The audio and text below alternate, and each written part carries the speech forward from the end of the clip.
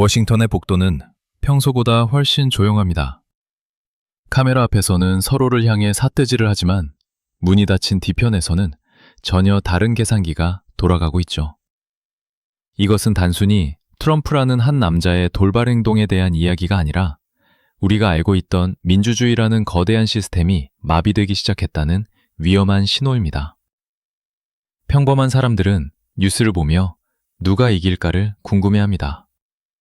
하지만 진짜 세상의 이치를 아는 어른들은 그 싸움의 결과가 내 은퇴 자금과 환율, 그리고 내 아이들이 살아갈 미래의 규칙에 어떤 균열을 내고 있는지를 먼저 살핍니다. 지금 공화당 내부에서 조용히 고개를 들고 있는 반란은 단순한 변심이 아니라 생존을 위한 마지막 몸부림에 가깝습니다. 권력의 속성은 원래 물과 같아서 조금이라도 틈이 생기면 순식간에 법이라는 제방을 무너뜨리고 모든 것을 휩쓸어 버리곤 합니다. 우리는 그동안 미국이라는 국가가 가진 예측 가능성을 믿고 투자하고 계획을 세워왔지만 이제 그 신뢰의 기둥이 하나씩 뽑혀나가고 있다는 사실을 직시해야만 합니다. 만약 권력을 가진 이가 법이라는 울타리를 넘어 개인의 판단만으로 국가의 운명을 결정하기 시작한다면 그 피해는 고스란히 당신의 몫이 될 것입니다. 정치적 충성심이라는 것은 결국 이익이라는 계산기 앞에서 언제든 증발할 수 있는 안개와 같습니다. 우리는 오늘 화려한 정치 드라마 뒤에 숨겨진 가장 잔인하고도 현실적인 권력의 작동 방식을 해부해 보려 합니다. 이 흐름을 제대로 읽지 못한다면 당신은 조만간 당신의 지갑이 왜 가벼워졌는지조차 깨닫지 못할 수도 있습니다. 그 비밀의 문은 우리가 그동안 단순한 에너지 정책이라고 믿었던 어느 비상선포에서부터 열리기 시작합니다. 이 서늘한 진실이 어디로 향하고 있는지 지금부터 하나씩 짚어보겠습니다. 베네수엘라 석유 자산에 대한 국가 비상사태 선포라는 소식을 들었을 때 많은 이들은 그저 먼 나라의 에너지 정책 정도로 치부했습니다. 하지만 실상은 그렇지 않습니다. 이것은 1976년 제정된 국가 비상사태법이라는 낡은 상자를 열어 젖힌 정교한 권력의 기술입니다. 원래 이 법은 국가의 존립이 위태로운 절체절명의 순간에만 사용하도록 설계된 일종의 비상 브레이크였습니다. 과거의 대통령들은 이 권한을 아끼고 또 아꼈습니다. 시스템의 근간을 흔들 수 있다는 두려움 때문이었죠. 하지만 지금 워싱턴에서 벌어지는 일은 차원이 다릅니다. 비상사태가 선포되는 순간 의회의 견제는 무력화되고 예산의 흐름은 오직 한 사람의 의지에 따라 요동치기 시작합니다. 실제로 통계를 살펴보면 최근 몇 년 사이 비상사태 선포 횟수는 과거 정부들과 비교할 수 없을 정도로 급증했습니다. 이것은 위기가 많아졌다는 뜻이 아니라 권력을 휘두르는 방식이 본질적으로 변했다는 증거입니다. 베네수엘라의 경우를 자세히 들여다보면 그 의도가 더욱 명확해집니다. 석유 자산을 보호한다는 명분 뒤에는 다국적 에너지 기업들의 이익이 교묘하게 숨어 있습니다. 당장 우리 손에 쥐어지는 기름값 하락이나 실질적인 혜택과는 아무런 상관이 없는 구조적 장치일 뿐입니다. 그럼에도 불구하고 비상사태라는 단어를 사용하는 이유는 단 하나입니다. 바로 정당한 절차와 까다로운 감시를 한순간에 건너뛰기 위해서입니다. 정상적인 국가 시스템이라면 예산을 집행하고 정책을 추진할 때 반드시 의회의 동의와 투명한 보고 과정을 거쳐야 합니다. 그것이 민주주의를 지탱하는 최소한의 안전장치이자 세금을 내는 시민들에 대한 도리이기 때문입니다. 그러나 비상사태라는 이름의 마법 지팡이를 휘두르면 이 모든 과정은 순식간에 무의미한 서류 뭉치가 되어버립니다. 이것은 법이 법 스스로를 부정하는 형국이며 결국 예측 가능한 사회라는 가장 소중한 자산을 뿌리째 갉아먹는 행위입니다. 우리는 흔히 정치가 내 삶과 멀다고 생각하지만 사실 이런 보이지 않는 권력의 이동이 시장의 공정성을 가장 먼저 파괴합니다. 규칙이 수시로 바뀌고 한 사람의 기분에 따라 자원 배분이 결정되는 판에서 과연 누가 안심하고 미래를 설계할 수 있겠습니까? 권력이 법의 테두리를 벗어나 사유화되는 순간 사회 전체가 지불해야 할 위험 비용은 기하급수적으로 늘어나게 됩니다. 비상사태의 일상화는 결국 우리 모두를 상시적인 불확실성이라는 창살 없는 감옥에 가두는 것과 다름없습니다. 이것은 단순히 행정적인 실수가 아니라 의도된 통치 전략의 일환입니다. 매번 새로운 위기를 만들어내고 그 위기를 해결한다는 핑계로 더 큰 권한을 가져가는 악순환이 반복되고 있습니다. 대중이 하나의 비상사태에 익숙해질 때쯤 또 다른 자극적인 위기를 던져 시선을 분산시키는 수법입니다. 우리는 지금 이 거대한 연극 속에서 무엇이 진짜 비상사태이고 무엇이 만들어진 공포인지를 분별해낼 수 있는 해안을 가져야 합니다. 하지만 진짜 심각한 문제는 이 비상한 권력의 시선이 이제 미국 내부를 넘어 바다 건너 오랜 동맹국의 영토로 향하기 시작했다는 점입니다. 그 위험한 시선이 멈춘 곳은 다름 아닌 북대서양 조약기구의 핵심 고리였습니다. 그린란드를 매입하겠다는 발언이 처음 나왔을 때 많은 이들은 그것을 단순한 농담이나 부동산 사업가 출신 대통령의 해프닝 정도로 여겼습니다. 하지만 이것은 국제정치의 근간을 뒤흔드는 아주 위험한 발상입니다. 영토는 사고 팔 수 있는 매물이 아니라 한 국가의 주권과 역사가 담긴 결정체이기 때문입니다. 더 심각한 점은 그린란드가 우리와 피로 맺어진 나토 동맹국인 덴마크의 영토라는 사실입니다. 북대서양 조약 제5조는 한 회원국에 대한 공격을 전체에 대한 공격으로 간주한다는 집단방위의 원칙을 담고 있습니다. 지난 75년 동안 유럽의 평화를 유지해온 이 철칙이 미국 대통령의 입에서 나온 군사적 옵션이라는 단어 한마디에 무너져 내리고 있습니다. 만약 미국이 영토 획득을 위해 동맹국을 압박하거나 군사적 위협을 가한다면 그것은 곧 나토라는 동맹체제 자체를 스스로 파괴하는 행위와 다름없습니다. 최근 유럽 국가들의 움직임을 보면 상황의 심각성이 더욱 명확하게 드러납니다. 2024년과 2025년 국방 예산안을 살펴보면 독일과 폴란드를 비롯한 주요국들이 전례 없는 수준으로 지출을 늘리고 있습니다. 이것은 단순히 러시아의 위협 때문만이 아니라 더 이상 미국을 신뢰할 수 없다는 깊은 불신에서 비롯된 자구책입니다. 동맹을 호혜적 관계가 아닌 이익을 따지는 비즈니스 파트너로 취급하는 순간 수십 년간 쌓아온 안보의 둑은 무너지기 시작합니다. 정치적 수사에는 반드시 책임이 따릅니다. 특히 세계 최강국의 지도자가 내뱉는 말은 국제사회의 질서를 재편하는 강력한 힘을 가집니다. 동맹국을 향해 땅을 내놓으라는 식의 압박을 가하는 것은 단순한 협상 기술이 아니라 상대의 주권을 부정하는 폭력적인 접근입니다. 이런 태도는 적대국들에게는 미국의 분열을 파고들 기회를 제공하고 우방국들에게는 각자 도생의 길을 선택하게 만드는 최악의 외교적 자책골입니다. 공화당 중진 의원들이 경악한 지점이 바로 여기입니다. 그들은 수십 년간 정보당국의 기밀보고서를 접하며 국제질서가 얼마나 깨지기 쉬운 유리그릇 같은지 잘 알고 있습니다. 트위터 한 줄로 동맹의 근간을 흔드는 해미가 가져올 후폭풍은 상상을 초월합니다. 달러 패권의 지위와 미국의 국제적 영향력은 청구에서만 나오는 것이 아니라 약속을 지킨다는 신뢰에서 비롯되기 때문입니다. 그린란드 논란은 단순한 토지 점유의 문제가 아니라 미국이 과연 국제사회에 책임 있는 리더로 남을 것인가, 아니면 힘을 앞세운 약탈자로 변질될 것인가를 묻는 시험대였습니다. 이 과정에서 보여준 막무가내시 태도는 결국 아군조차 등을 돌리게 만드는 결정적인 계기가 되었습니다. 동맹을 적으로 돌리면서까지 얻으려 했던 것이 과연 무엇인지 우리는 냉정하게 따져봐야 합니다.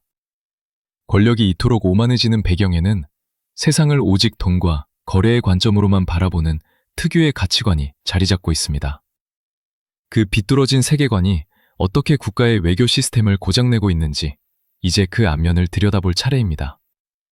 세상을 오직 승자와 패자로만 나누는 이분법적 사고는 평생을 부동산 시장에서 보낸 이들에게는 일종의 훈장과도 같습니다. 하지만 국가의 운명을 다루는 외교 현장에서 이런 거래 중심의 사고는 치명적인 독이 됩니다. 부동산 거래는 계약이 끝나면 서로 남남이 될 수 있지만 국제관계는 한 번 맺은 인연이 대를 이어 국가의 생존에 영향을 미치기 때문입니다. 비즈니스 현장에서는 레버리지를 활용해 상대의 목줄을 죄는 방식이 승리의 공식으로 통할지 모릅니다. 그러나 동맹국을 향해 방위비 청구서를 들이밀고 영토를 마치 매물처럼 언급하는 행위는 상대에게 협상이 아니라 굴욕을 강요하는 일입니다. 이런 식의 접근은 결국 상대방이 방어 기제를 작동하게 만들고 결과적으로 미국의 국제적 영향력을 스스로 갉아먹는 부메랑이 되어 돌아오게 마련입니다. 지정학은 단순히 숫자로만 환산할 수 없는 무형의 가치들이 얽혀있는 복잡한 집합체입니다. 평화와 지역적 안정, 그리고 신뢰라는 보이지 않는 자산은 수십 년에 걸쳐 정교하게 쌓아올린 외교적 노력의 결과물입니다. 이를 단번에 무너뜨리고 당장 눈앞에 보이는 금전적 이익만을 쫓는 행위는 결국 황금알을 낳는 거위의 배를 가르는 어리석은 상태과 다를 바 없습니다. 상대를 존중하며 공존의 길을 모색하는 것이 아니라 오직 굴복시켜야 할 경쟁자로만 본다면 진정한 오군은 곁에 남지 않습니다. 건물을 살 때는 상대의 약점을 잡아 가격을 깎는 것이 유능함의 척도일 수 있으나 국방과 안보의 영역에서 동맹을 압박하는 것은 공동체의 기반을 파괴하는 행위입니다. 세상을 거래의 장으로만 보는 편협한 시야는 결국 한 국가가 수백 년간 지켜온 국격과 권위를 바닥으로 떨어뜨리는 결과를 초래합니다. 진정한 지도자라면 거래의 이면에 숨겨진 역사적 맥락과 각국 국민의 정서를 읽을 줄 아는 깊은 통찰력을 가져야 합니다. 단순히 이익이 나지 않는다는 이유로 조약을 파기하거나 약속을 뒤집는 것은 국제사회의 무법자가 되겠다는 선언이나 마찬가지입니다. 이런 방식이 지속될수록 미국의 말은 무게를 잃게 되고 결국 누구도 미국과 장기적인 미래를 설계하려 하지 않는 고립의 길로 들어서게 됩니다. 이러한 왜곡된 세계관이 현실의 벽에 부딪힐 때 권력자는 대화나 타협 대신 극단적인 감정 표출을 선택하곤 합니다. 자신의 논리가 통하지 않는 상황을 개인적인 모욕으로 받아들이고 주변을 적으로 돌리기 시작하는 것이죠. 그 상징적인 장면이 바로 자신의 당 내부에서조차 거센 반발을 불러일으킨 어느 비상식적인 전화통화였습니다. 깊은 밤, 워싱턴의 정적을 깨고 울린 전화벨 소리는 단순한 소음이 아니었습니다. 그것은 권력의 정점에 선 자가 자신의 통제력을 확인하려는 절박한 시도이자 공포를 통해 상대를 굴복시키려는 마지막 수단이었습니다. 수정 콜린스 의원을 향해 쏟아진 상스러운 욕설과 위협은 정책에 대한 이견을 조율하려는 대화가 아니라 오직 복종만을 강요하는 폭력에 가까웠습니다. 하지만 이 지점에서 우리가 주목해야 할 사실은 그토록 사슬퍼런 위협이 철저하게 실패했다는 점입니다.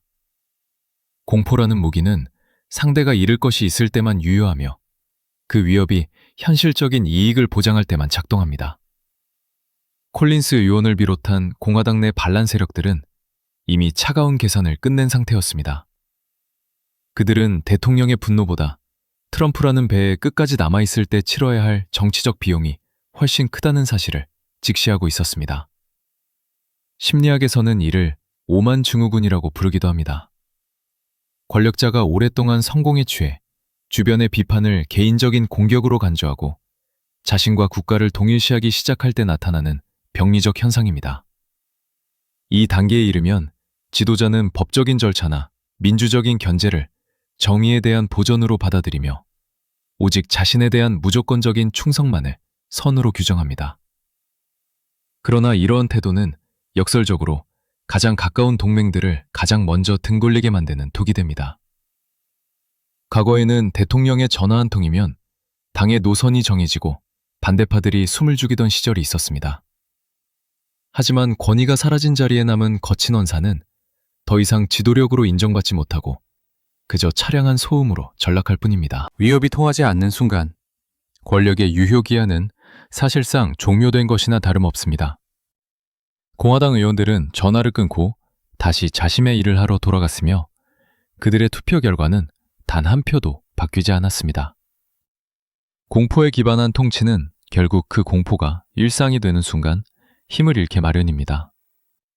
매번 반복되는 폭언과 압박에 내성이 생긴 의원들에게 대통령의 분노는 이제 예측 가능한 변수에 불과합니다. 오히려 그들은 대통령의 이런 반응을 보며 시스템의 균열이 얼마나 깊어졌는지를 확인하고 더욱 단단한 집단적 방어막을 형성하고 있습니다. 이것은 단순한 항명이 아니라 망가진 권력 작동 방식을 정상화하려는 생존 본능의 발현입니다. 충성심이라는 이름으로 포장된 복종의 계약이 파기되는 순간 정치는 냉혹한 현실의 장으로 변합니다. 이제 공화당 내부에서 트럼프라는 이름은 자산이 아닌 부채로 인식되기 시작했습니다. 지도자가 동료를 존중하지 않고 도구로 취급할 때 그 조직의 붕괴는 이미 내부에서부터 시작된 것입니다. 밤늦게 걸려온 그 전화는 결국 트럼프식 공포 정치가 막다른 길에 다다랐음을 알리는 조종이었을지도 모릅니다. 이러한 내부의 균열은 비단 감정적인 충돌에만 머물지 않습니다. 이제 공화당은 대통령의 가장 강력한 무기인 군사권까지 손을 대기 시작하며 본격적인 권력 회수 작업에 돌입했습니다. 정치는 결국 이익의 결합입니다. 대의 명분은 껍데기일 뿐이죠. 공화당 의원들이 등을 돌리는 이유는 갑자기 정의감이 불타올라서가 아닙니다. 트럼프라는 브랜드의 유효기간이 사실상 끝났다는 냉혹한 계산이 끝났기 때문입니다. 그들은 이제 전쟁 권한 제한 결의안에 찬성표를 던지며 실질적인 행동에 나섰습니다. 이것은 단순한 유감 표명이 아니라 대통령의 손발을 법적으로 묶어버리려는 명백한 적대 행위입니다. 자신의 당 지도자를 상대로 이런 강력한 제동장치를 걸었다는 것은 이미 돌아올 수 없는 강을 건넜음을 의미합니다. 그들은 더 이상 트럼프의 예측 불가능한 도박에 자신들의 정치적 생명을 저당 잡히고 싶어 하지 않습니다. 과거에는 트럼프의 거친 언행이 지지층을 결집시키고 표를 몰아다주는 강력한 자산이었습니다. 하지만 이제 그 자산은 당의 근간을 흔드는 위험한 부채로 변질되었습니다. 동맹국을 위협하고 정군 없는 비상사태를 남발하는 행위는 보수 진영의 핵심 가치인 국가적 안정과 시장의 예측 가능성을 근본적으로 파괴하고 있습니다. 안정적인 성장을 원하는 자본가들과 합리적인 보수 유권자들이 등을 돌리기 시작하자 의원들의 계산기도 빠르게 돌아가기 시작한 것입니다. 이들의 변심이 무서운 이유는 그것이 감정의 영역이 아닌 철저한 수학의 영역이기 때문입니다. 트럼프와 궤를 같이 함으로써 얻는 이득보다 그로 인해 치러야 할 위험 비용이 커지는 임계점에 도달한 것이죠. 의원들은 이제 각자의 선거구 민심과 정치 자금의 흐름, 그리고 당의 장기적인 존립 가능성을 냉정하게 분석하고 있습니다. 숫자가 아니라고 말하는 순간 정치는 그 어떤 의리보다 차갑게 돌아섭니다.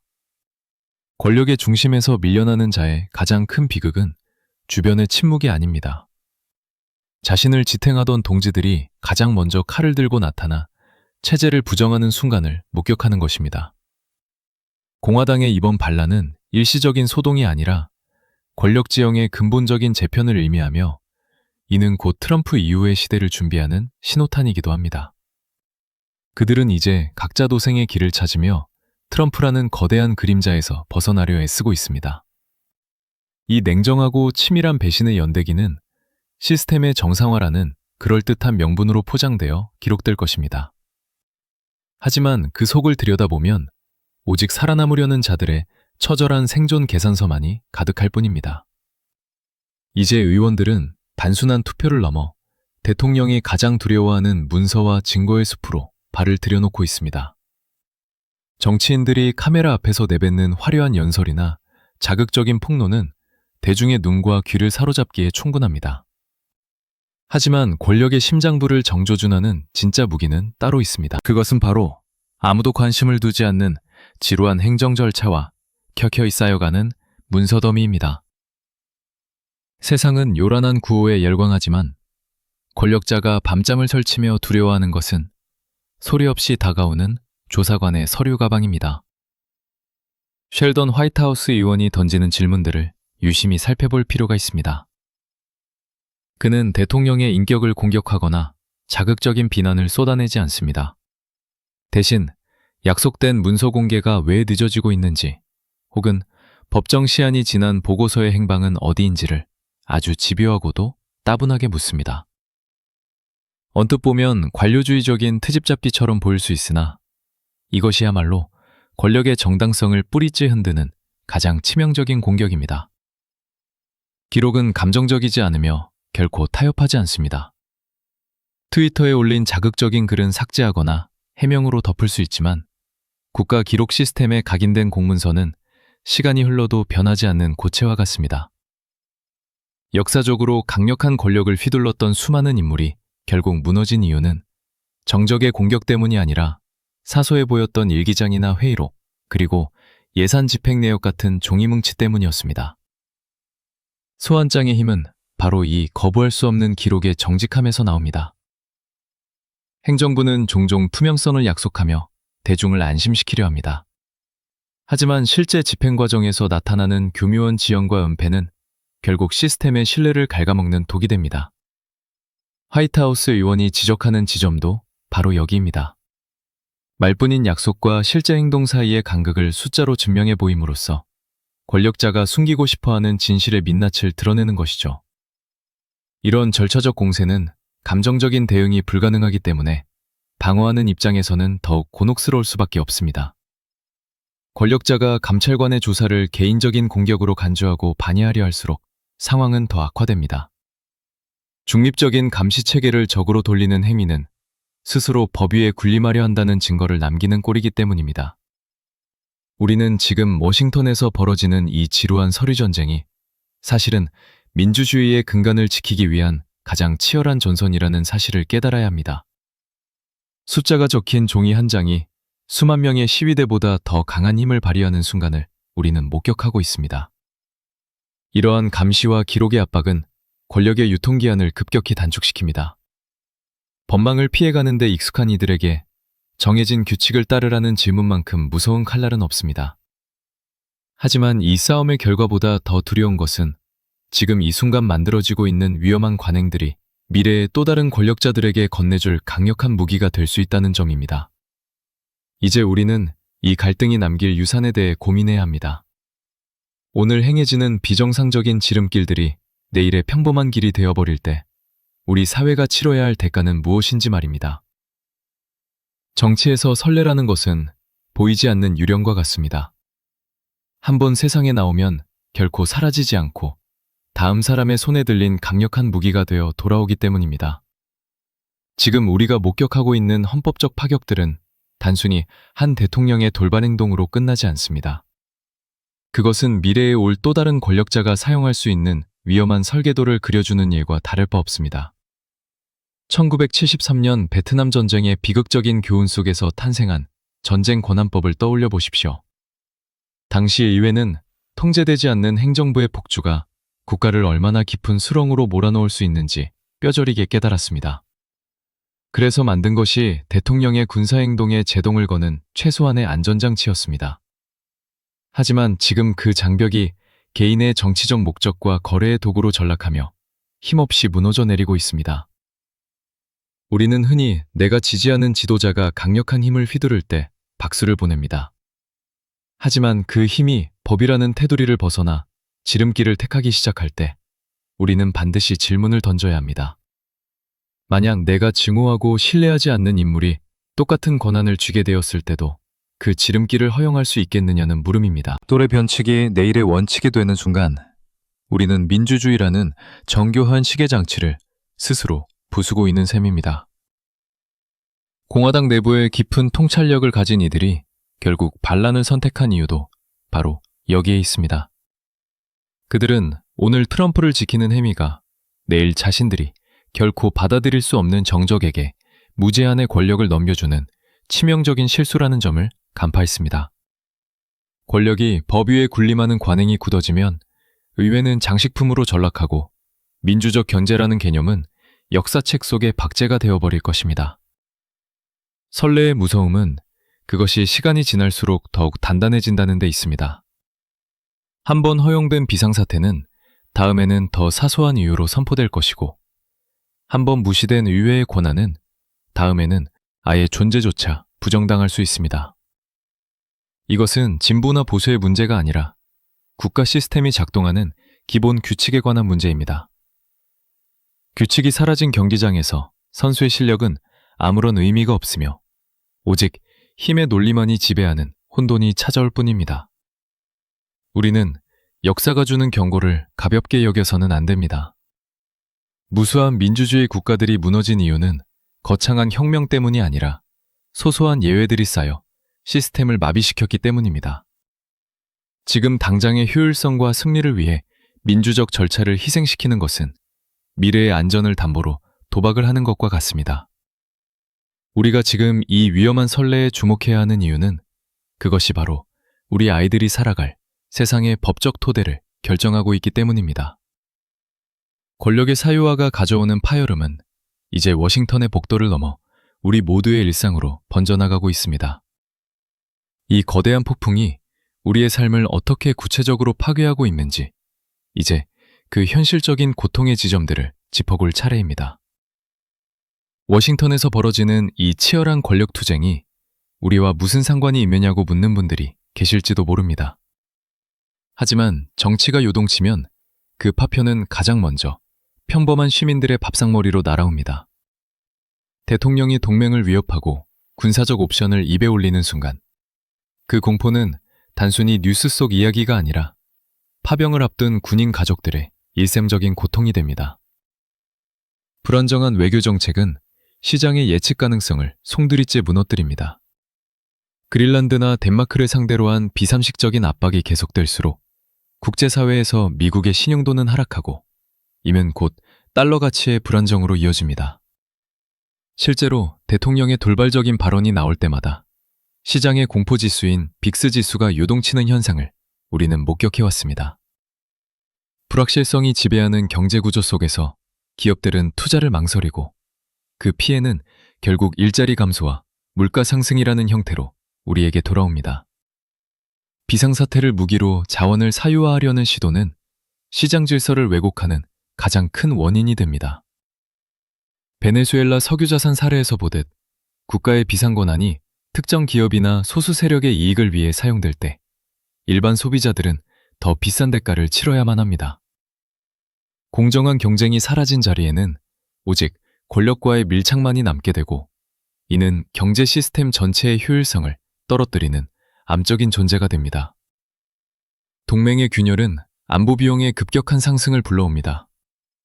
미국이 더 이상 우리를 지켜주지 않을지도 모른다는 공포가 확산되면 각국은 앞다투어 군비 경쟁에 나설 수밖에 없습니다. 국방비 지출이 밀어난다는 것은 곧 복지나 교육, 그리고 민생에 쓰여야 할 예산이 줄어든다는 것을 의미합니다. 평화라는 공공재가 무너지는 대가는 결국 평범한 납세자들의 호주머니에서 충당될 수밖에 없는 서글픈 현실입니다. 결국 권력의 사유화는 사회적 자본인 신뢰를 파괴합니다. 규칙이 지켜질 것이라는 믿음이 사라진 사회에서 사람들은 미래를 계획하기보다 당장 눈앞의 위험을 피하는데 급급하게 됩니다. 시스템에 대한 불신은 공동체의 결속력을 약화시키고 이는 다시 경제적 활력을 떨어뜨리는 악순환의 고리가 됩니다. 정치적 드라마의 마지막 장은 항상 민초들의 피눈물 섞인 영수증으로 마무리된다는 사실을 우리는 잊지 말아야 합니다. 민주주의는 스스로를 방어하지 않습니다. 그것은 규칙을 소중히 여기는 사람들의 헌신과 시스템을 감시하는 시민들의 깨어있는 눈에 의해 간신히 유지되는 가녀린 등불과 같습니다. 우리는 오늘 공화당 내부에서 시작된 조용한 반란과 권력을 사유화하려는 집요한 시도들을 살펴보았습니다. 이것은 단순히 특정 인물에 대한 호불호의 문제가 아니라 우리가 지켜온 사회의 문법을 지키느냐 마느냐의 기로에 선 사건입니다. 세 가지만 기억해 주십시오. 첫째, 공화당의 반란은 실제하며 이는 수학적인 생존 계산의 결과입니다. 둘째, 비상사태는 이제 통치의 도구로 무기화되었으며 이는 감시를 피하려는 정교한 전략입니다. 셋째, 지금 만들어지는 나쁜 선례들은 대통령이 떠난 뒤에도 우리 곁에 남아 미래의 권력자들에게 건네질 것입니다. 이 흐름을 읽지 못한다면 우리는 언젠가 우리가 알던 세상이 왜 사라졌는지조차 깨닫지 못한 채 고립될 수도 있습니다. 지금 워싱턴에서 벌어지는 일들이 당신의 삶과 무관해 보일 수 있지만 그 결과는 조만간 당신의 지갑과 안보를 통해 증명될 것입니다. 권력이 개인의 전유물이 아닌 법의 도구가 될 때, 비로소 우리는 예측 가능한 미래를 꿈꿀 수 있습니다. 이 복잡한 정치 지형 변화가 당신의 자산과 안전에 미칠 영향을 앞으로도 냉철하게 분석해 전달해 드리겠습니다. 본 분석은 공개된 자료와 객관적 지표를 바탕으로 작성되었으며 특정 정치적 입장을 대변하거나 선거에 영향을 미치려는 의도가 없음을 명확히 밝힙니다. 복잡한 세상을 보는 정교한 시각이 필요하시다면 함께해 주시기 바랍니다. 여러분은 이번 공화당의 반란이 끝까지 유지될 것이라고 보십니까? 아니면 결국 당파적 이익 앞에 무너질 것이라고 보십니까? 여러분의 깊이 있는 의견을 기다리겠습니다.